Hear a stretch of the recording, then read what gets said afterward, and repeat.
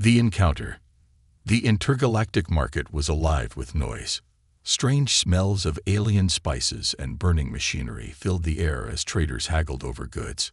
Ethan Weaver, a scruffy human trader, moved through the chaos, his eyes scanning for anything that could be sold for a profit.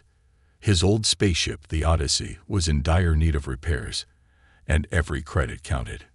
As he passed a row of stalls selling shiny trinkets and exotic food, a sound pierced through the noise, a scream. It was sharp, desperate, and sent a chill down his spine. Ethan froze, looking around. No one else seemed to react. The aliens around him continued their business as if nothing had happened. He heard it again, this time louder. It wasn't just a scream, it was a cry for help. Ethan followed the sound, weaving through the crowd until he came to a large, shadowy tent at the edge of the market. A sign hung above the entrance, written in several languages. Ethan didn't need to read it to know what kind of place this was. It was a slave market. Inside, the air was heavy and stifling. Rows of cages lined the walls, each holding beings from different corners of the galaxy. Some sat silently, their faces blank with despair, while others clung to the bars, their eyes pleading for freedom. Ethan clenched his fists, feeling anger rise in his chest. Slavery was illegal in most parts of the galaxy, but in places like this, no one cared about the law. Then he saw her. In a cage at the far end of the tent sat a young alien girl, her skin a pale silver that seemed to shimmer faintly in the dim light. Her eyes were large and luminous, filled with fear. Her hands gripped the bars of her cage tightly, and tears streamed down her cheeks. As Ethan approached, she screamed again, her voice echoing in his mind. Ethan stopped in his tracks. It wasn't just a scream, it was a psychic plea. "Help me," the voice whispered inside his head. It was faint, like a flickering flame, but it was enough to make him feel her desperation. "She's an Ainari," said a gruff voice behind him. Ethan turned to see a hulking alien with reptilian features, his scaly arms crossed over his chest. The slaver's yellow eyes gleamed with amusement. Rare species. They'd got psychic powers, you know. Very useful, or dangerous, depending on how you use them. Ethan looked back at the girl. She couldn't have been more than 12 or 13, but her trembling frame told him she'd already seen more suffering than anyone should in a lifetime. "How much?" Ethan asked, his voice low. The slaver chuckled. "Oh, she's not cheap, human. Buyers are already lining up for her. I'd say 50,000 credits." Ethan's stomach sank. He barely had enough credits to keep his ship running. There was no way he could afford that. "Let me take a closer look," Ethan said, forcing a calm he didn't feel. The slaver shrugged and unlocked the cage. The girl flinched as the door opened, her eyes darting to Ethan with a mixture of hope and fear. He crouched down, meeting her gaze. "It's okay," he whispered, trying to sound reassuring. "I'm not going to hurt you." Her voice entered his mind again, trembling but determined. "Please, don't leave me here." Ethan stood and turned to the slaver. "I'll take her," he said, "but 50,000 is too much. Look at her. She's weak, and she's barely old enough to survive hard labor. 20,000. The slaver's eyes narrowed. "Nice try. But I know what she's worth. 45,000, and that's my final offer." Ethan pretended to think, scratching his chin. 45 for a sickly kid. "Come on. 30,000, and I'll pay right now." The slaver snorted. "You don't even have that much, do you, human?" Ethan smirked. "Try me." He pulled out his credit chip and held it up, pretending it had more credits than it actually did. The slaver's greed got the better of him, and he finally agreed. As soon as the deal was made, Ethan grabbed the girl's hand and led her out of the tent, his heart pounding. The moment they were outside, the girl whispered in his mind, "They're following us." Ethan glanced over his shoulder and saw 3 slavers pushing through the crowd, their eyes locked on him. "Stay close," he said, pulling the girl along as he broke into a run. They weaved through the market, dodging stalls and startled shoppers. The slavers were fast, shouting threats as they closed the distance. Ethan spotted an alley and darted into it, dragging the girl behind him. The alley led to a narrow back street where his ship, the Odyssey, was docked. He punched in the access code, and the ramp lowered with a hiss. "Get inside," he shouted. The girl didn't hesitate. She scrambled up the ramp, and Ethan followed, slamming the door shut behind them. The slavers pounded on the hull, but Ethan ignored them as he raced to the cockpit. "Hold on," he called to the girl as he fired up the engines. The ship roared to life, and within moments they were airborne. Ethan's hands shook as he steered the Odyssey away from the planet, his heart still racing. In the co-pilot's seat, the girl looked at him with wide eyes. "Thank you," she said softly, her voice no longer in his mind but spoken aloud. Ethan gave her a small smile. "Don't thank me yet," he said. "We're not out of this mess." As the ship soared into the stars, Ethan couldn't shake the feeling that saving her was just the beginning of something much bigger. The rescue. The Odyssey raced through the stars, its engines roaring as Ethan pushed the old ship to its limits. The girl, Lyra, sat quietly in the co-pilot's seat, her pale silver skin glowing faintly under the dim cabin lights. She looked fragile, but there was a fire in her eyes, a mix of fear and determination. Ethan glanced at her as he adjusted the ship's course. "You okay?" he asked, his voice calm despite the adrenaline still pumping through his veins. She nodded, though her hands trembled slightly. "They won't stop," she said softly. Her voice had an almost musical quality, but it was edged with worry. "They'll come after us." "Let them try," Ethan muttered, gripping the controls tighter. He wasn't about to let the slavers take her back, not after what he'd seen in that tent. Suddenly, an alarm blared across the cockpit. A red light flashed on the console. Ethan cursed under his breath. Tracker. They planted one on the ship. Lyra's eyes widened. "They'll find us." Ethan's mind raced. The Odyssey wasn't built for combat. It was a smuggler's ship, fast but barely armed. He had to think fast. "We'll lose them," he said, more to reassure her than because he believed it. "Hang tight." He flicked a switch, and the ship lurched as it accelerated. The stars outside stretched into long streaks of light as they entered hyperspace. It bought them time, but not much. "Can you sense them?" Ethan asked, glancing at her. Lyra hesitated, then closed her eyes. Her breathing slowed, and her hands relaxed on her lap. A few moments later, she opened her eyes again. "They're not far. A small fleet. They're following the tracker." Ethan frowned. He needed to remove the tracker, but stopping would leave them vulnerable. "Do you know where it is?" Lyra pointed toward the rear of the ship. "There's a faint pulse. It's there." Ethan nodded. "Stay here. If anything happens, lock the cockpit door and don't open it for anyone but me." Her eyes widened. "What if they board the ship?" "They won't," Ethan said firmly, though he wasn't entirely sure. "Trust me." He grabbed a toolkit and headed to the cargo bay. The hum of the ship's engines filled the silence as he searched for the tracker. His eyes scanned every inch of the walls and floor until he spotted a small blinking device hidden under a panel. "Found you," he muttered. The tracker was embedded in the hull. It wasn't just a simple beacon. It was transmitting their location in real time. Ethan worked quickly, unscrewing the panel and disabling the device. The moment he disconnected it, the blinking stopped. But as he tossed the tracker aside, a second alarm blared. This one was different. The radar screen lit up with multiple red dots. "Damn it," Ethan growled, rushing back to the cockpit. Lyra turned to him, fear etched across her face. "They're here, aren't they?" Ethan slid into the pilot's seat and scanned the radar.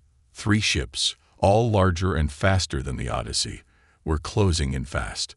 "We're in trouble," he admitted, flipping switches and activating the ship's limited defense systems. "But we're not done yet. Hold on," he called to the girl as he fired up the engines. The ship roared to life, and within moments they were airborne.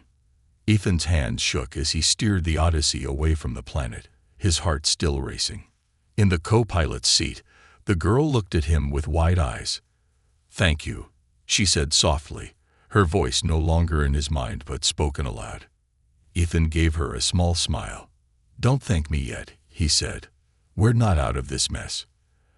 As the ship soared into the stars, Ethan couldn't shake the feeling that saving her was just the beginning of something much bigger. The rescue. The Odyssey raced through the stars, its engines roaring as Ethan pushed the old ship to its limits. The girl, Lyra, sat quietly in the co-pilot's seat, her pale silver skin glowing faintly under the dim cabin lights. She looked fragile, but there was a fire in her eyes, a mix of fear and determination. Ethan glanced at her as he adjusted the ship's course. "You okay?" he asked, his voice calm despite the adrenaline still pumping through his veins. She nodded, though her hands trembled slightly. "They won't stop," she said softly. Her voice had an almost musical quality, but it was edged with worry. "They'll come after us." "Let them try," Ethan muttered, gripping the controls tighter. He wasn't about to let the slavers take her back, not after what he'd seen in that tent. Suddenly, an alarm blared across the cockpit. A red light flashed on the console. Ethan cursed under his breath. "Tracker. They planted one on the ship." Lyra's eyes widened. "They'll find us." Ethan's mind raced. The Odyssey wasn't built for combat. It was a smuggler's ship, fast but barely armed. He had to think fast. "We'll lose them," he said, more to reassure her than because he believed it. "Hang tight." He flicked a switch, and the ship lurched as it accelerated. The stars outside stretched into long streaks of light as they entered hyperspace. It bought them time, but not much. "Can you sense them?" Ethan asked, glancing at her. Lyra hesitated, then closed her eyes. Her breathing slowed, and her hands relaxed on her lap. A few moments later, she opened her eyes again. "They're not far. A small fleet. They're following the tracker." Ethan frowned. He needed to remove the tracker, but stopping would leave them vulnerable. "Do you know where it is?" Lyra pointed toward the rear of the ship. "There's a faint pulse. It's there." Ethan nodded. "Stay here. If anything happens, lock the cockpit door and don't open it for anyone but me." Her eyes widened. "What if they board the ship?" "They won't," Ethan said firmly, though he wasn't entirely sure. "Trust me." He grabbed a toolkit and headed to the cargo bay. The hum of the ship's engines filled the silence as he searched for the tracker. His eyes scanned every inch of the walls and floor until he spotted a small blinking device hidden under a panel. "Found you," he muttered. The tracker was embedded in the hull. It wasn't just a simple beacon, it was transmitting their location in real time. Ethan worked quickly, unscrewing the panel and disabling the device. The moment he disconnected it, the blinking stopped. But as he tossed the tracker aside, a second alarm blared. This one was different. The radar screen lit up with multiple red dots. "Damn it," Ethan growled, rushing back to the cockpit. Lyra turned to him, fear etched across her face. "They're here, aren't they?" Ethan slid into the pilot's seat and scanned the radar. 3 ships, all larger and faster than the Odyssey, were closing in fast. "We're in trouble," he admitted, flipping switches and activating the ship's limited defense systems. "But we're not done yet." The slaver ships opened fire. Bright streaks of plasma lit up the darkness as they raced toward the Odyssey. Ethan jerked the controls, dodging the first volley, but the ship shuddered as a shot grazed the hull. Lyra clutched the armrests of her seat. "They're too strong." Ethan grinned despite the situation. "They've got the guns, but we've got the speed." He banked hard, diving toward a nearby asteroid field. The massive rocks floated lazily in space, their surfaces jagged and unforgiving. It was a dangerous move, but it was their only chance. As they entered the field, the slaver ships hesitated. The narrow gaps between the asteroids were treacherous, even for skilled pilots. "Hold on," Ethan shouted, weaving the Odyssey through the rocks. The ship twisted and turned, narrowly avoiding collision. Behind them, the slavers tried to follow. One ship miscalculated and slammed into an asteroid, exploding in a brilliant flash of light. "Two down," Ethan muttered, his hand steady on the controls. Lyra gasped. "The last one. He's right behind us." Ethan glanced at the radar. The remaining slaver ship was closing in, its weapons locked onto them. He needed a plan, and fast. "Lyra," he said, his voice urgent. "Can you use your powers? Anything to throw them off?" She hesitated. I'm not strong enough. I can't control it." "You don't have to control it," Ethan said. "Just try. Focus on them, not us." Lyra closed her eyes, her face tense with concentration. For a moment, nothing happened. Then the air around her seemed to shimmer. A strange hum filled the cockpit, and Ethan felt a pressure in his mind, like someone was gently pushing against it. The slaver ship suddenly veered off course, its engine sputtering. It spun wildly before crashing into an asteroid. Lyra slumped in her seat, her breathing heavy. I did it," she whispered. Ethan reached over and squeezed her shoulder. "You did great, kid." The Odyssey emerged from the asteroid field, the stars stretching endlessly before them. For now, they were safe. But as Ethan looked at Lyra, he knew this was only the beginning. Whatever secrets she held, they were valuable enough to risk lives over. And whoever wanted her wouldn't stop until they had her. "Get some rest," Ethan said, setting the ship on autopilot. "We've got a long road ahead."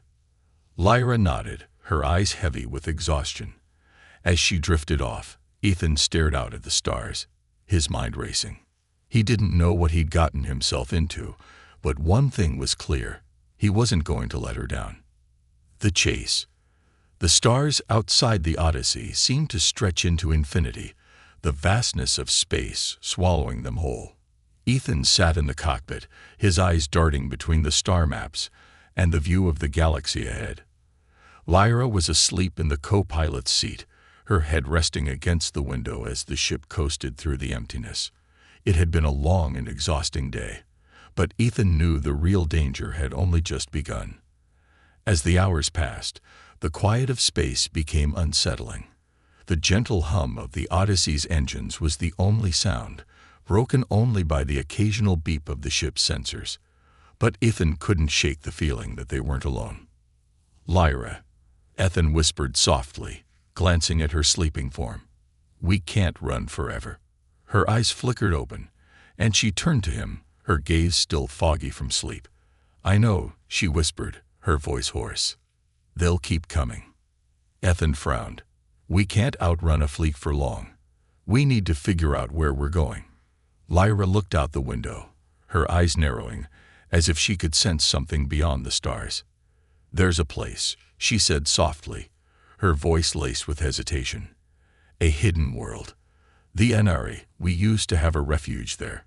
It's far from here, but the slavers, they won't find us." Ethan stared at her, his mind racing. A hidden world. That sounded like exactly the kind of place the slavers would be searching for, but he wasn't about to argue. The longer they stayed out in open space, the more vulnerable they became. "We'll go there," Ethan said, typing coordinates into the ship's console. "But I can't promise it'll be easy." Lyra nodded, her eyes still distant. "I'll help. I know the way. In my mind. I can guide you." As they traveled through the cold void, Ethan felt the weight of their situation pressing down on him.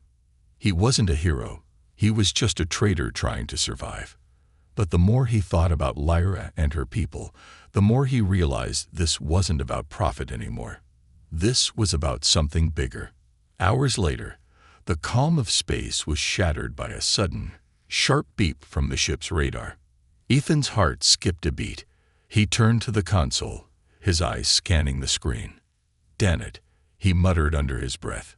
"They found us." 3 ships appeared on the radar, their signatures unmistakable. They were larger, better equipped than the ship that had chased them earlier. The slavers had clearly reinforced their fleet. Lyra tensed in her seat, her eyes narrowing with concentration. "They're getting closer." Her voice was quiet but firm. "We don't have much time." Ethan's hands flew over the controls as he banked the Odyssey to the left, veering away from the slavers' path. The ships behind them followed closely, their weapons charging. A flash of light lit up the darkness as the first blast from the slavers hit the Odyssey's hull. "We're too slow," Ethan growled, sweat beading on his forehead. "We need more speed." He slammed the throttle forward, pushing the ship harder than it had ever been pushed. The Odyssey shot forward, but the slavers were relentless, closing in faster than Ethan could handle. "Lyra, I need you," Ethan called over his shoulder. Lyra's eyes were wide with fear, but there was something else in them, determination. "I can try," she said, her hands shaking slightly. She closed her eyes and took a deep breath. For a moment, nothing happened. Then the ship lurched violently to the side, a jolt that nearly sent Ethan flying from his seat. He gripped the controls tightly, fighting to keep the ship steady. What the hell was that? I felt them," Lyra gasped, her voice strained. "They were pulling." I pushed back.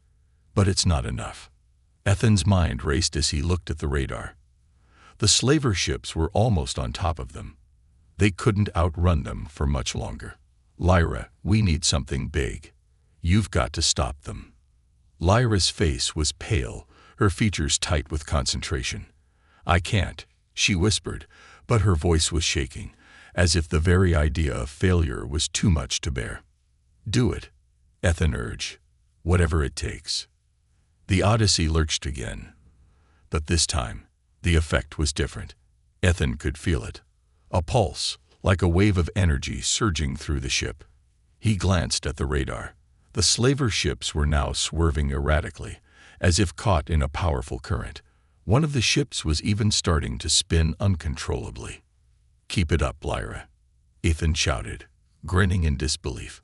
She was pushing herself, her entire being focused on the slaver ships. The Odyssey rocked violently as Lyra fought to control the psychic force she was using. She had closed her eyes, her hands clenched in her lap, as if holding on to something invisible. "We're losing them," Lyra said through gritted teeth, her voice strained but steady. Ethan took another glance at the radar. The slavered ships were still there, but they were growing further apart. One of them had just drifted off course and was rapidly losing altitude. They had done it. But as the last of the slavers' ships veered into a distant asteroid belt, Ethan knew they couldn't relax just yet. "We've got to find that refuge, and fast," he said, wiping the sweat from his brow.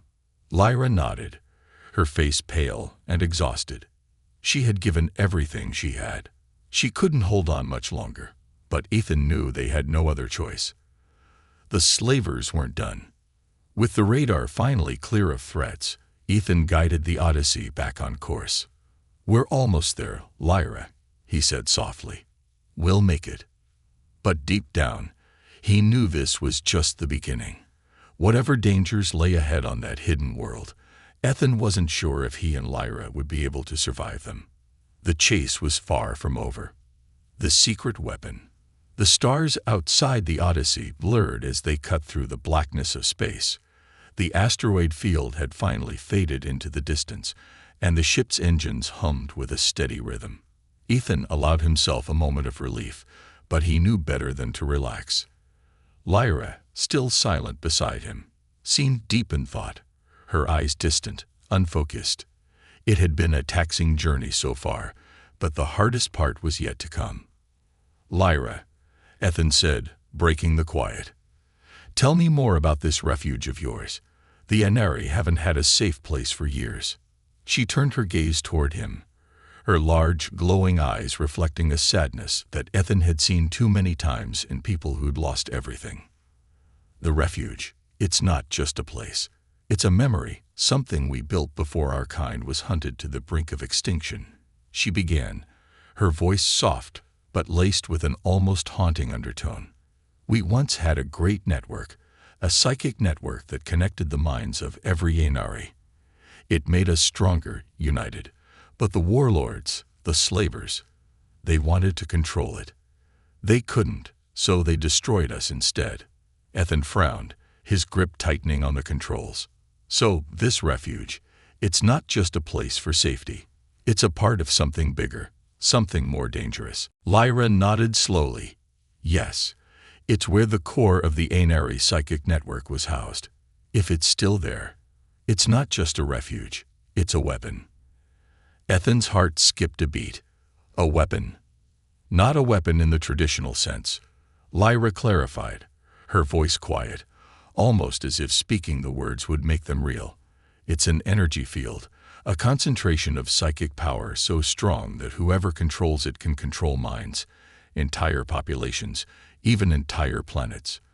It was meant to protect us, but in the wrong hands. She trailed off, her face darkening. Ethan didn't need any more explanation. He understood the magnitude of what she was saying.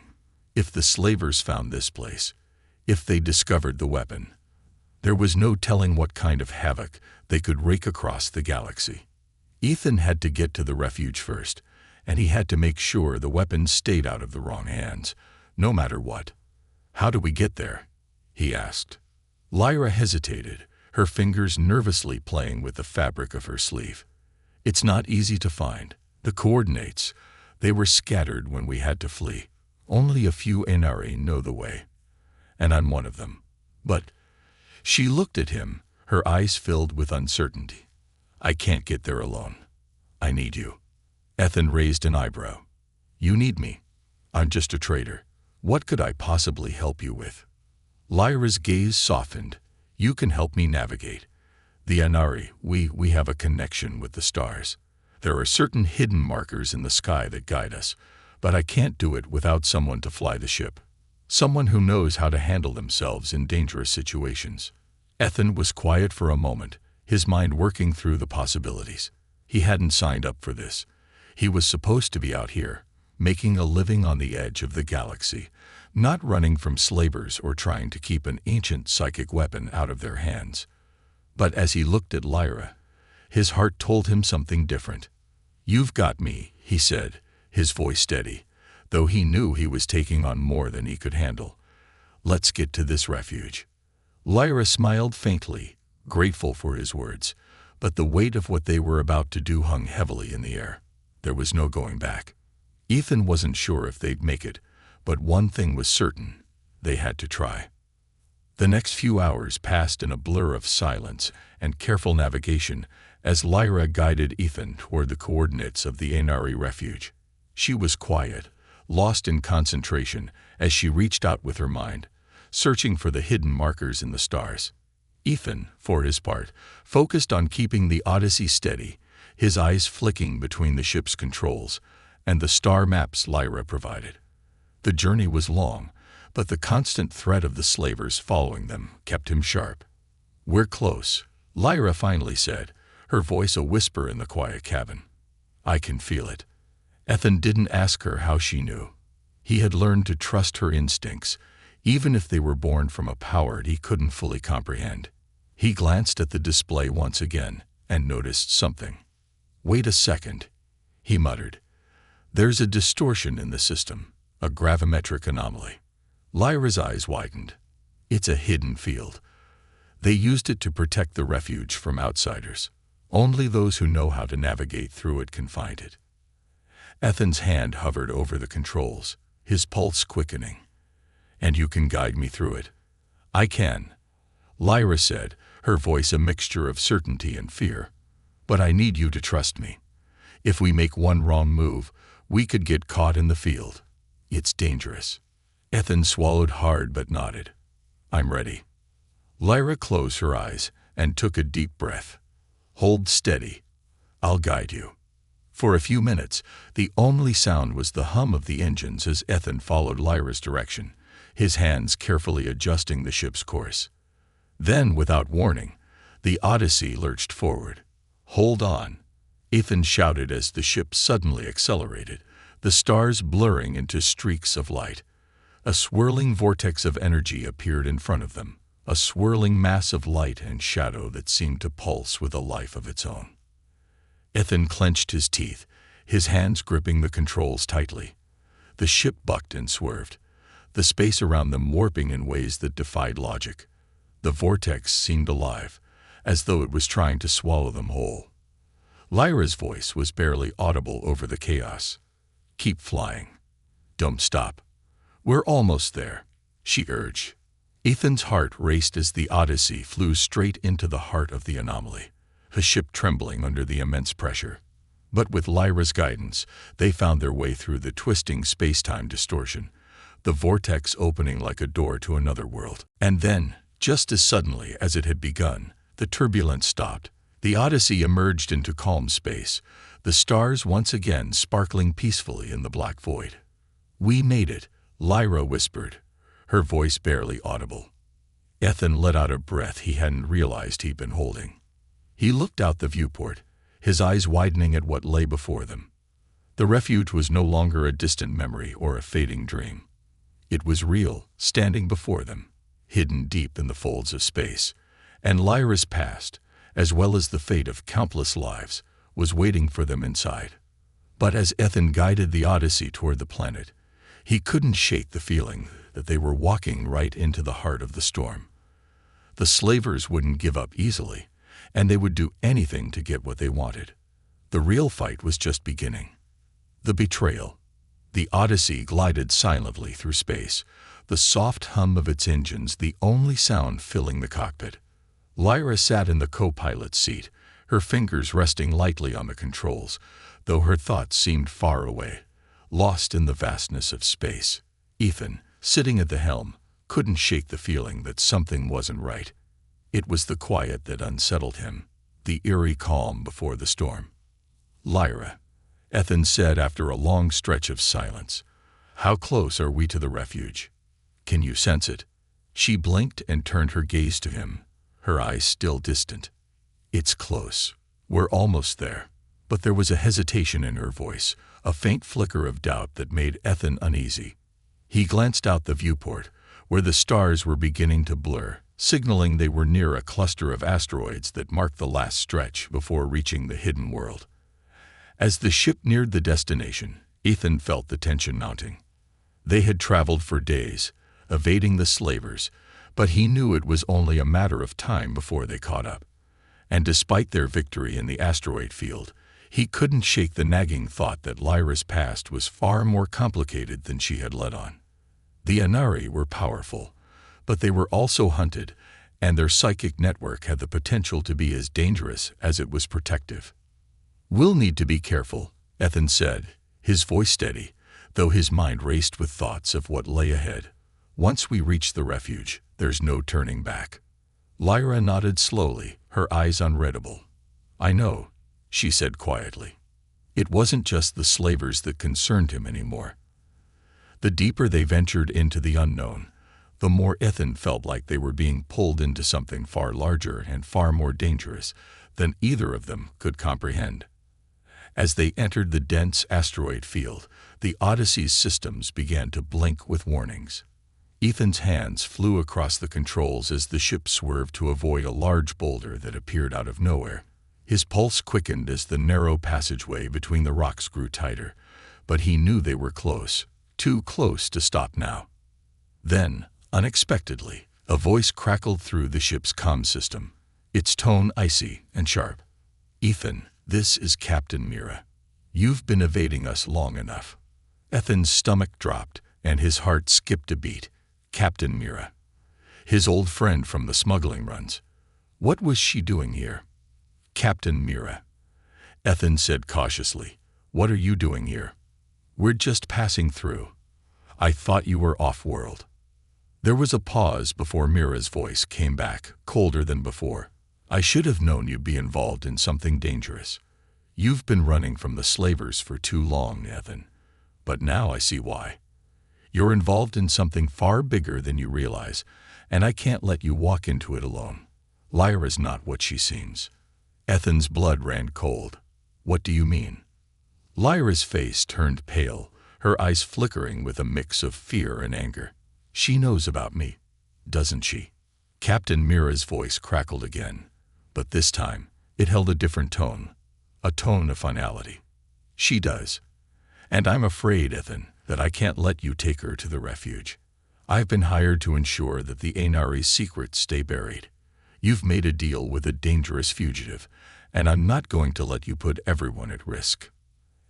Ethan's heart pounded in his chest. Mira wasn't just a friend. She was a skilled mercenary with ties to powerful people. If she was working for someone else, that meant the danger was much worse than he had imagined. Listen to me, Mira, Ethan said, his voice a mixture of anger and disbelief. Lyra isn't just some fugitive. She's the last of her kind. The slavers want her because they know what she's capable of. We can't let them take her. A chilling silence filled the comm link, followed by Mira's voice, filled with a cold, calculated tone. I'm afraid that's not my problem anymore. I've been paid to stop you, and I'm not backing down. If you don't turn around now, I'll be forced to take you down. Ethan's fingers tightened around the ship's controls. The last thing he wanted was to fight his old friend, but Mira's loyalty had always been to money, not to ideals. She was a mercenary, and if someone paid enough, she would do whatever was necessary. Why, Mira? He asked, his voice a mixture of hurt and anger. Why betray me like this? We've been through too much together. There was a long pause on the comm, and for a moment, Ethan thought she might back down. But then, Mira's cold voice returned, more determined than ever. It's too late for regrets, Ethan. This isn't personal. It's business.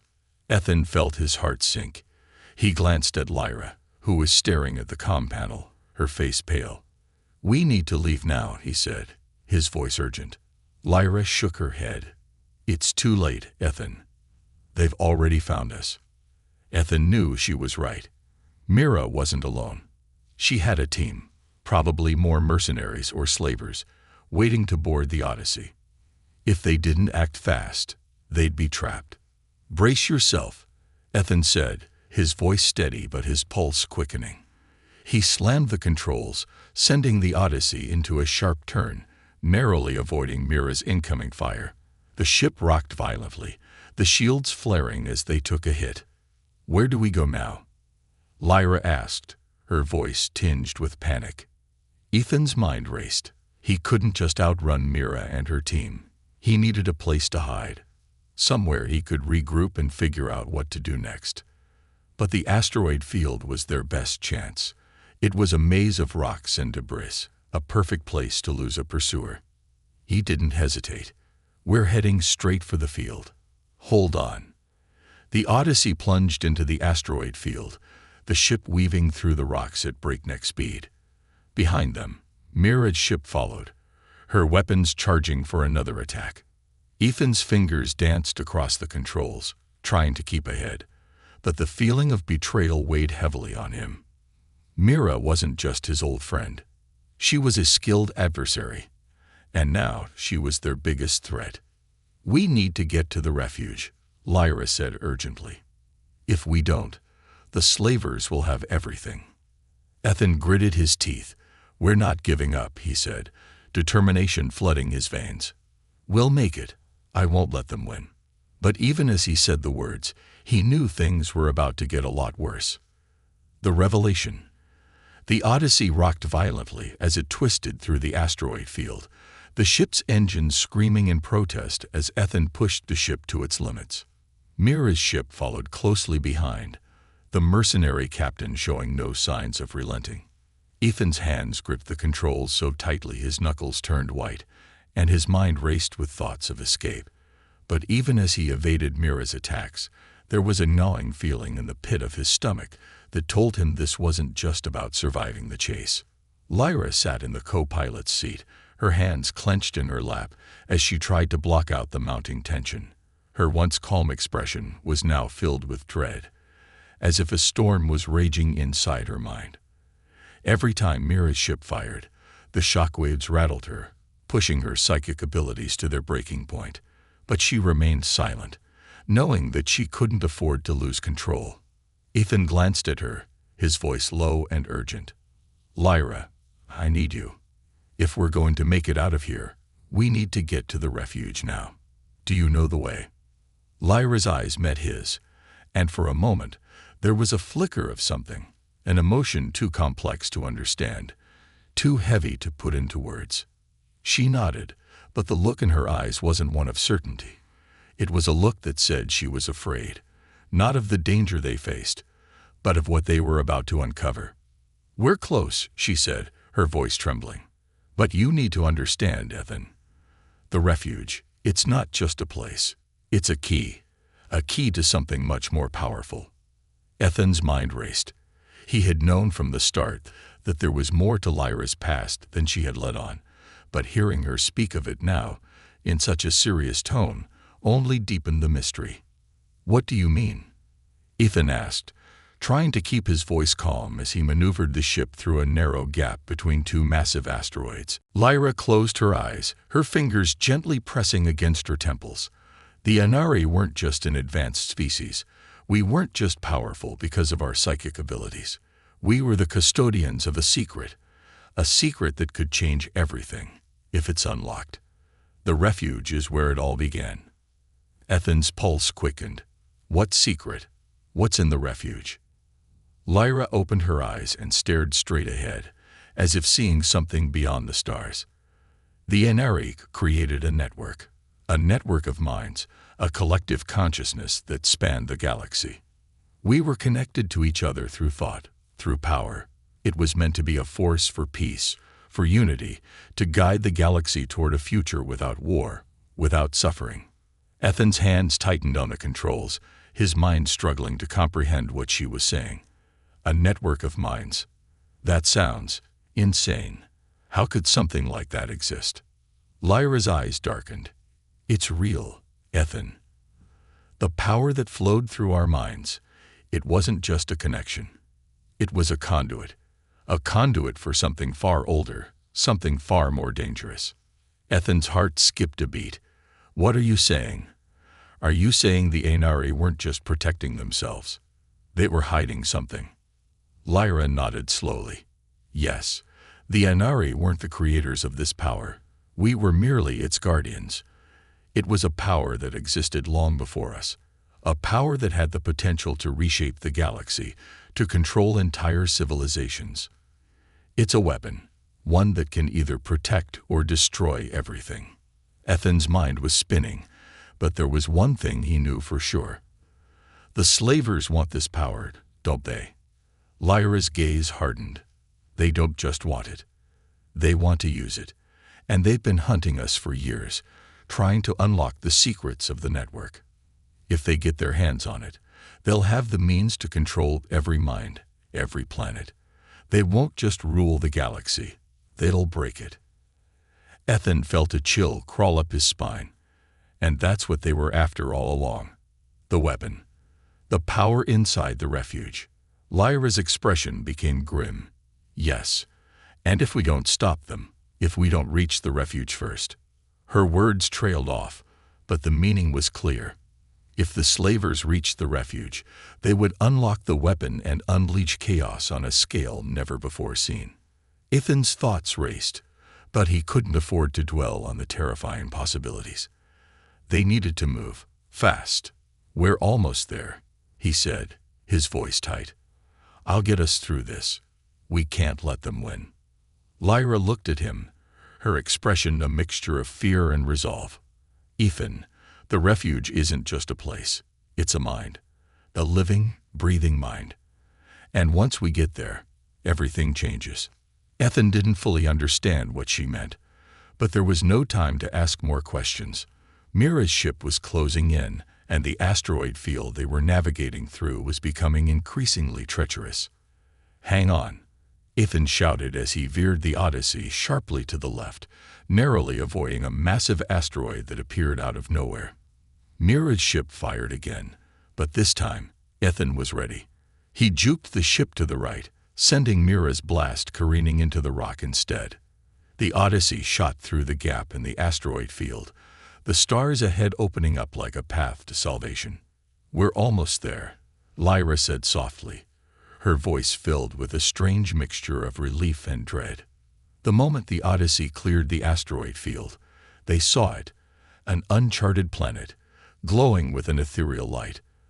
The planet wasn't visible on any of the star maps they had, its location hidden by ancient forces. Lyra's pulse quickened, her psychic senses tingling as they neared the planet's atmosphere. "This is it," she whispered. "This is where it all started." As Ethan guided the ship toward the planet's surface, he could feel the weight of what they were about to face. The slavers would be right behind them. They had no time to waste. But as they descended toward the planet, Ethan realized that the biggest danger they faced wasn't just the slavers. It was the secret Lyra had kept from him. The secret that could change the galaxy forever. The true power of the NRE network was waiting for them. And once they unlocked it, there would be no turning back. The final stand.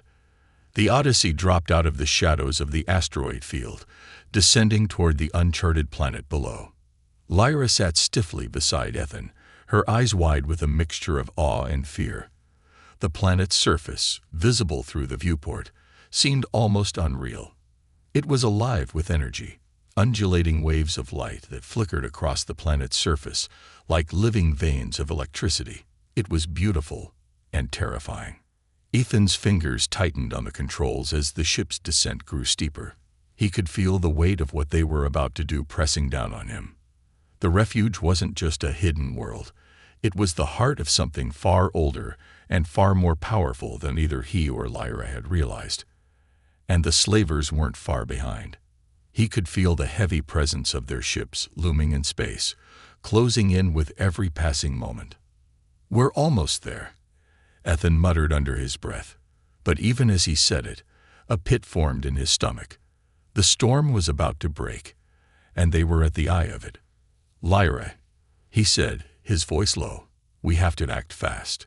Once we land, we don't have much time before they catch up. What happens when we reach the refuge?" Lyra turned toward him, her face pale, her eyes distant. "The refuge is more than a place. It's a nexus, a convergence of power. It's alive, and it's connected to everything. If we activate it, we unlock the power to change the fate of the galaxy. But it could also destroy everything we know." Ethan's heart skipped. Destroy everything. Lyra nodded, her voice trembling slightly. "The network. It's not just a tool. It's a force of nature. It can be used for healing, for peace, for unity, but it can also be twisted. If the slavers use it, they will have the power to control minds, manipulate entire populations, a galaxy under their command." Ethan's stomach churned. "So the slavers are looking for the key to that power." Lyra's expression darkened. "Yes, and they won't stop until they have it." The Odyssey broke through the planet's atmosphere, the ship shaking as they plunged deeper. The surface below was a vast, crystalline landscape, glowing with strange energy fields. Lyra's breathing quickened as the ship neared the ground. The power was intensifying, and it was starting to overwhelm her. "I can feel it," she whispered, her voice strained. "It's calling to me." Ethan adjusted the ship's angle, maneuvering the Odyssey through the energy field that surrounded the planet. He was flying blind, relying on Lyra's guidance and his own instincts. Every second felt like an eternity as the ship cut through the glowing atmosphere, the energy outside crackling like static electricity. "We're almost there," Lyra said, her voice steady now. "The entrance is just ahead." Ethan pushed the Odyssey forward, and then, as if by some miracle, the ship broke free of the energy field and settled into a smooth landing on the planet's surface. The ground was a strange, metallic substance, shimmering beneath the ship's hull. Lyra stood, her movements stiff, her eyes still locked on the glowing horizon. The energy was calling to her, urging her forward. "Stay close," Ethan said, his voice firm. "We have no idea what we're walking into." Lyra nodded, but there was a look in her eyes that told him she had already made up her mind. They were walking into the unknown, and they weren't coming back the same. The ramp lowered with a hiss, and they stepped out into the eerie light of the planet's surface. The air was thick with energy, and the ground seemed to hum beneath their feet. Ahead of them, a massive structure rose from the ground. An ancient crystalline tower, pulsating with light. "This is it," Lyra said, her voice a whisper. "The refuge." As they moved closer to the structure, a shadow fell over them. Ethan spun around, his hand instinctively reaching for his blaster. The slavers had arrived.